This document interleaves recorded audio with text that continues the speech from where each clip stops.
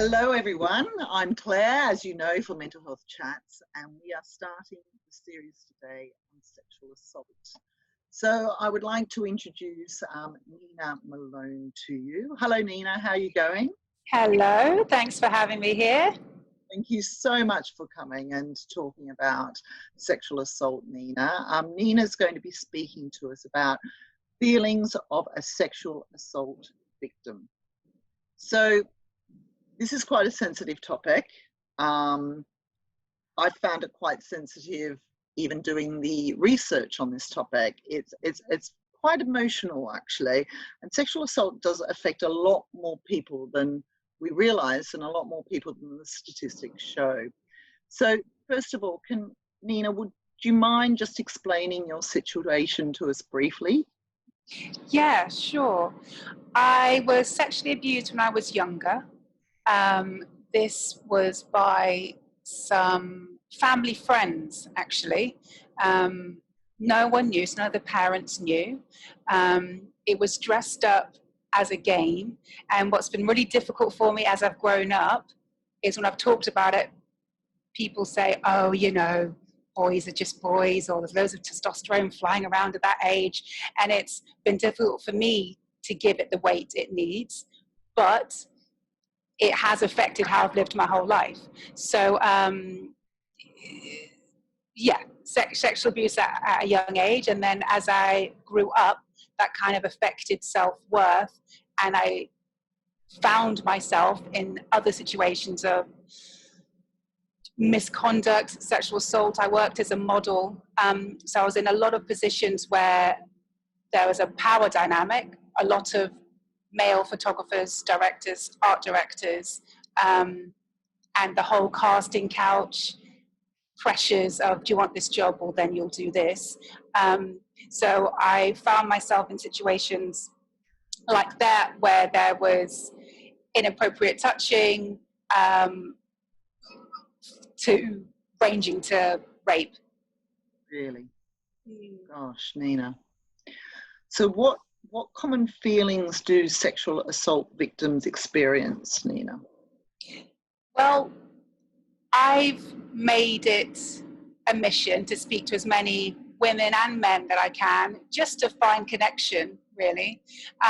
But what I hear repeatedly, what I feel repeatedly, is anxiety. So sometimes anxiety in crowds. So when I was younger, because I am quite tall, I just found it really difficult after those situations to be in crowds and be in crowded spaces. So I used to walk along the back streets a lot. I didn't want anybody to look at me, anybody to notice me. I tried to hide. I'm tall, so I tried to shrink myself. Didn't wear makeup. I didn't wear any figure-hugging clothes, really just tried to shrink. So I think, well, for me, I definitely tried to hide a lot and disappear. Which again has bled into my adult life. I think intense feelings of feeling dirty, constantly feeling dirty, needing to wash, never not feeling clean.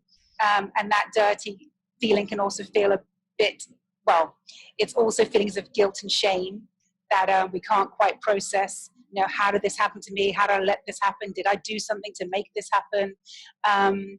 Which I've always thought were more powerful for me than the actual physical acts. The bruises, the cuts can all heal relatively quickly, but the feelings of shame and guilt that were left over, that is a lifetime's work to try and work on that. But obviously other technical things, people are either massively interested in sex after that or completely lose all interest in sex. Which I've been on a journey with myself, you know, being really interested in kind of blocking out and thinking, oh, I can do this. This is brilliant. And then other times not wanting anybody to touch me ever. Yeah. Which has obviously been very difficult with my past relationships. Yeah, definitely it would. And as you mentioned, it's a lifetime of healing, really. Yeah. It's and so many women and men who have been sexually assaulted don't talk about it and feel that shame. That's the hangover. It's the shame and the guilt. It's that voice telling you, I am a bad person. I am not worthy. I am now tainted. I am not whole. It's that I struggle with daily. And I can see it affect every sector of my life, including my parenting. And I really, really have to be aware of it, because it affects how I walk through every area of my life. Yeah. So let's think about the people out there who haven't reached out and don't talk about this as you do, Nina. You're a very, very brave lady. So what practical steps can we take if we're in that situation to rebuild our own self-worth and our own self-care? Because we've got to look after ourselves if we're in that situation. We do, and it's key. And again, I'm not an expert in this. I am having to do these things myself daily to keep myself on track. So things that I found useful personally for me is really setting intentional time for self-care.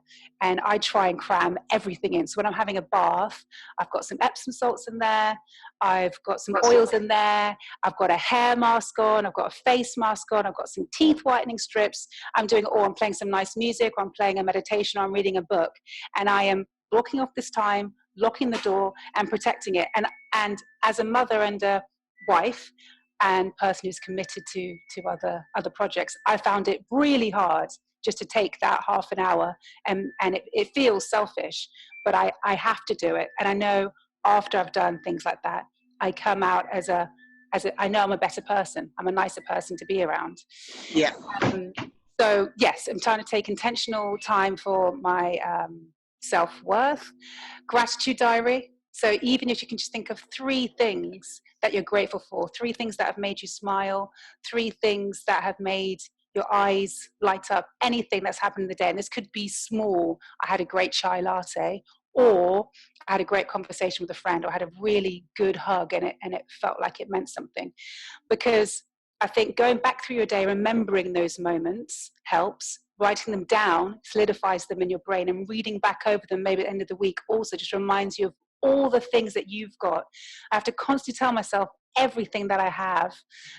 Again, this is even the small things, because those voices of you're not worthy, you're dirty, you're tainted, you're a piece of, all that negative talk is very, very powerful. It's years of unlearning and programming that I have to do. So I have to be massively intentional with my nice self-talk. And again, if you can, mirror talk, affirmations, mantras, but really just the small things, trying to be really nice to yourself, trying to remember when that negative talk does come in, we don't have to listen to it.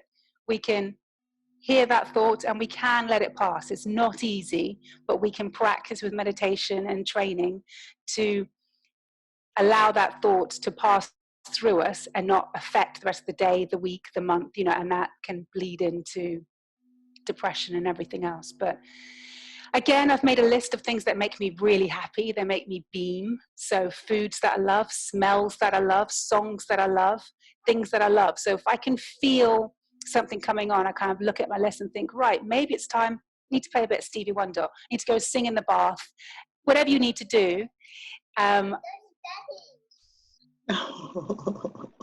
That's my daughter coming in. Well, my son just interrupted, so they're all coming from all angles. Hello. That's my daughter reminded me that these are my husband's headphones.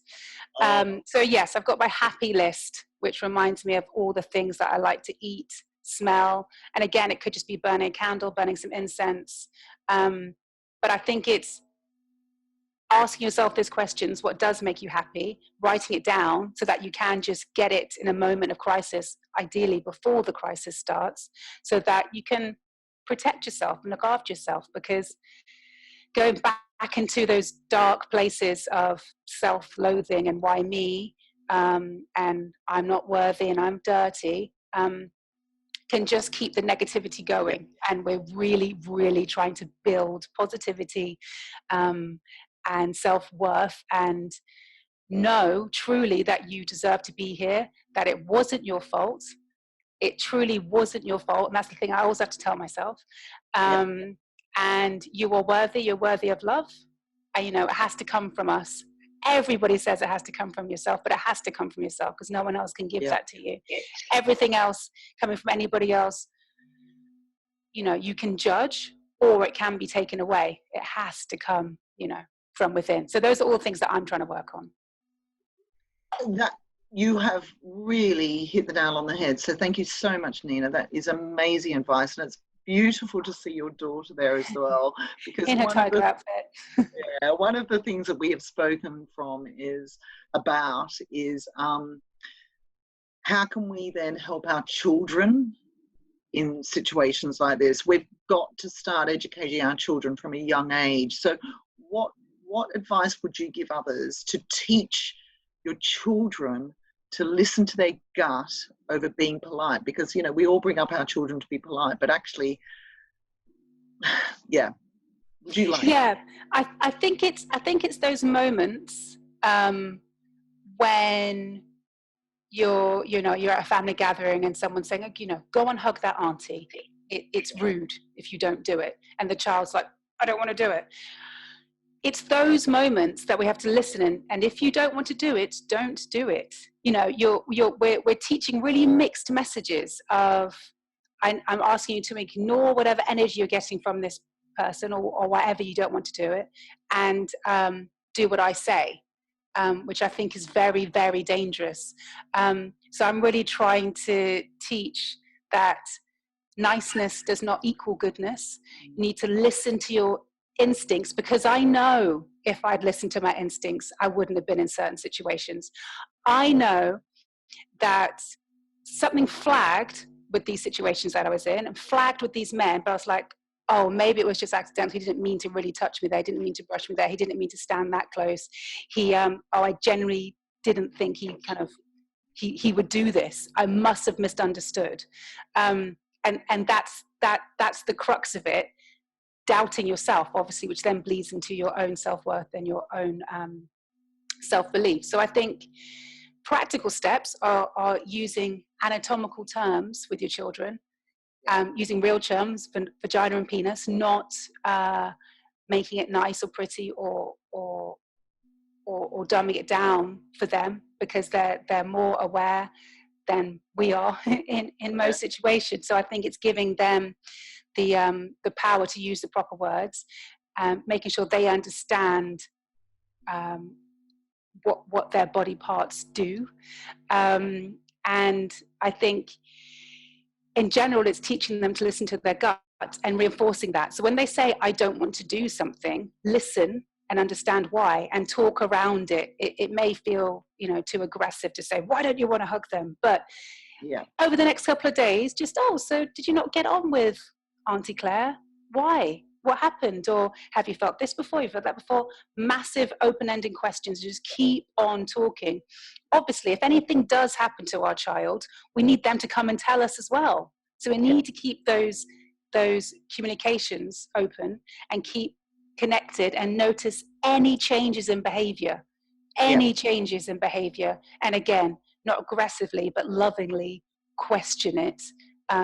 And just kind of talk as openly as possible. But the biggest thing for me, and again, I have to fight against my social norms of not making my children hug that auntie, because it does feel rude in my head from my programming. But I'm trying to fight and say, if you don't want to do it, please don't do it. This is your personal space. This is your boundaries. If you want to speak to them, speak to them. If you want to say hello, say hello. If you don't, and I will back you up.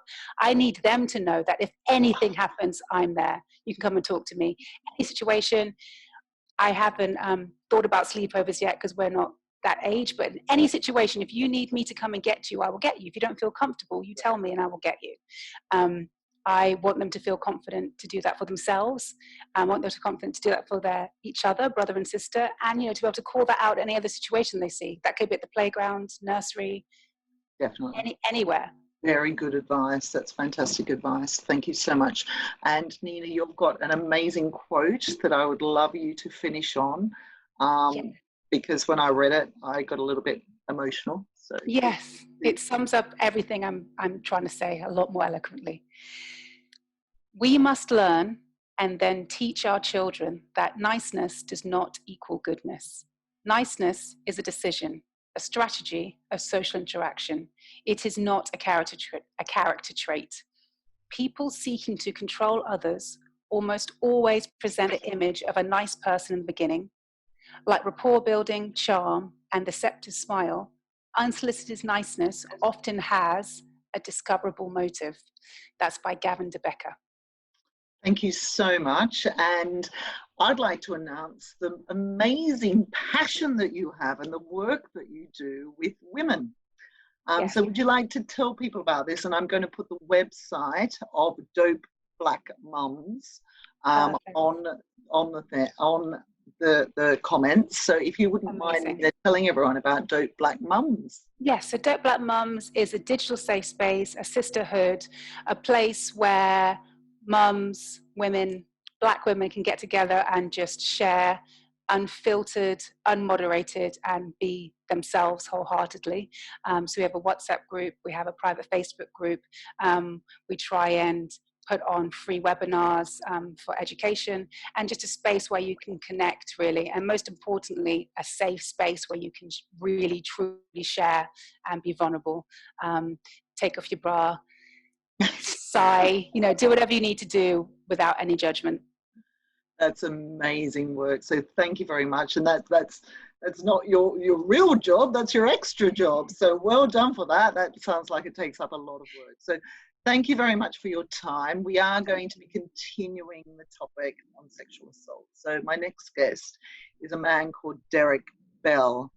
And Derek was one of the boys who was assaulted by 𝗤𝗆𝗆𝗆, who was convicted in 2018. He was a paedophile. He was actually a coach at Newcastle United with the youth players. So Derek will be telling his story and how to help other men in this situation. So thank you, Nina, for your time. You've been absolutely amazing for opening up and helping others who have been in this situation as well.